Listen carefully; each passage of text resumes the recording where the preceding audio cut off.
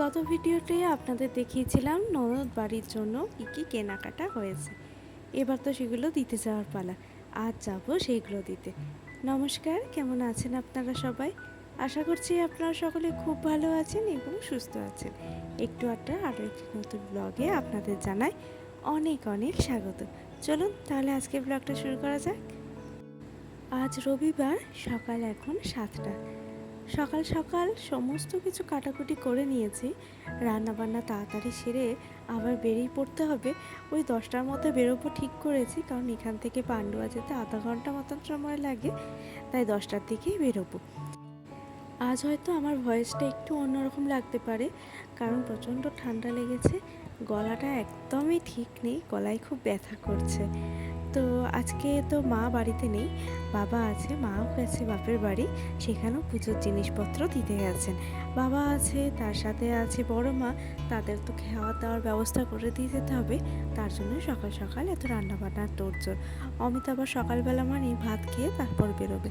একই রবিবারের দিন, অন্যদিন বেচারা ভালো করে ভাত খেতে পারে না, সকালের দিকে তো আর সেইভাবে ভাত খাওয়া যায় না। আজ বলেছে ভাত খাবো, তারপর স্নান খাওয়া করে তারপর যাব। তো সমস্ত কিছু রান্নাবান্না এদিকে হয়ে গেছে। আজকে কিন্তু টুকটুক করে অনেক পদ রান্না হয়েছে, ঠিকঠাক মনেও নেই কী রান্না করেছি, তবে দেখতেই পাচ্ছেন আপনারা কী রান্না করেছি। আসলে ভিডিওটা তো অনেক দিন আগেকার, তখন আর মনে ছিল না আমার কী রান্না করেছি। মুড়ি খাওয়ার জন্যে কয়েকটা বেগনি ভেজেছিলাম, কারণ কুমড়োটা ছিল খুব সুন্দর, ওই কুমড়ো নিয়েই বলতে পারেন, দেখে আর লোভ সামলাতে পারিনি, তাই কয়েকটা বেগুনি করে নিয়েছিলাম, যাই হোক কুমড়োনি করে নিয়েছিলাম। আর আলু পটলের তরকারি করেছিলাম, ওই যে বেগুনির জন্য বেসনটা পাঠিয়েছিলাম, সেগুলো দিয়েই ছোটো ছোটো করে বড়া করে নিয়েছিলাম। অন্যদিন এই আলু পটলের তরকারির জন্য মটর ডাল বা ছোলার ডালের বড়া দেওয়া হয়, বা মুসুরির ডাল, কিন্তু আজ তো আর সেগুলো ভেজানো ছিল না, তাই ভাবলাম এটা দিয়েই করে দিই। এই যে আমার এদিকে আলু পটলের তরকারি, এদিকে একটু মসুরির ডাল সেদ্ধ, আর করেছি পেঁপে দিয়ে মুগ ডাল, কারণ মুগ ডালটা আমার বাবা খায়, মুসুরির ডালটা বেশি খেতে চান না, ওই হাঁটুতে ব্যথা হয় বলে। আর এই যে আবার উচ্ছে পুটপুটি করেছি, সমস্ত কিছু হয়ে গেছে। আর হ্যাঁ, ভাজাভুজির মধ্যে ছিল পটল ভাজা, আর গাছ থেকে কয়েকটা ঢ্যাঁড়স তুলে এনেছিলাম, ওই 4টে ঢ্যাঁড়সে তো আর অন্য কিছু হবে না, তাই হালকা করে একটু পেঁয়াজ দিয়ে ঢ্যাঁড়সটা ভাজা করে দিয়েছিলাম।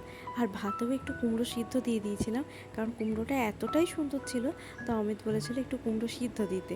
আর করেছিলাম পেঁপে দিয়ে আলু দিয়ে ঘন্ট, এটা বলেছিল অমিত খাবে।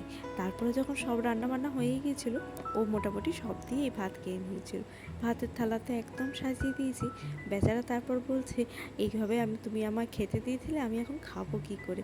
তারপরে যা করে খাওয়া দাওয়া করে নিয়েছে, আর তারপর আমি চলে গেছিলাম স্নান টান করে এসে, ওই যে 10টা বলেছিলাম, 10টা কিন্তু হয়নি, বেরোতে বেরোতে আমাদের 11টাই হয়ে গেছিলো। আর কোথাও বেরোবো মানেই শাড়ি তো আর খুঁজে পাই না, স্নান করে পুজো আচা দিয়ে খেয়ে নিয়েছিলাম একটু ওই কুমড়োনি দিয়ে মুড়ি, আর তারপর বেছে কুচে এই শাড়িটা বের করলাম। কেমন লাগছে দেখুন দেখি। এরপর ওখানে গিয়ে কী হলো সেটা দেখাবো আবার পরবর্তী পার্টে। আজকের মতন আসি, টাটা।